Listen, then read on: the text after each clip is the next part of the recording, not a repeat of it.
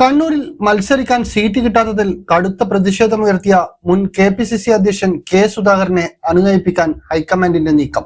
രാഹുൽ ഗാന്ധിയും മല്ലികാർജുൻ ഖാർഗെയും വീണ്ടും സുധാകരനുമായി സംസാരിക്കും. ചർച്ചയ്ക്കായി കെ സുധാകരനെ വീണ്ടും ദില്ലിക്ക് വിളിപ്പിച്ചു. തിങ്കളാഴ്ച കെ സുധാകരൻ ദില്ലിയിലേക്ക് പോകും.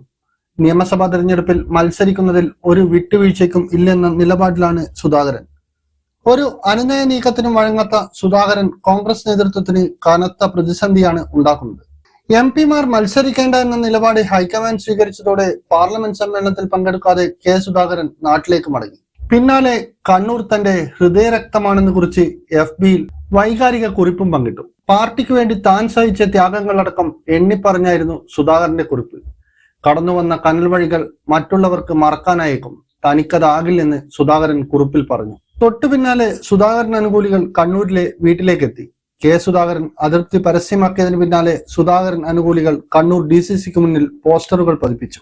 സുധാകരൻ കോൺഗ്രസ് പ്രവർത്തകരുടെ വികാരമാണെന്നും ഒതുക്കാൻ ശ്രമിച്ചാൽ പ്രത്യാഘാതം ഉണ്ടാകുമെന്നും പോസ്റ്ററിൽ പറയുന്നു. ഹൈക്കമാൻഡിന്റെ അനുനയ നീക്കത്തിൽ സുധാകരൻ വഴങ്ങുമോ എന്നാണ് ഇനി അറിയേണ്ടത്. പൊളിറ്റിക്കൽ ഡെസ്ക്, ഇന്നറിയാൻ ന്യൂസ് കേരള.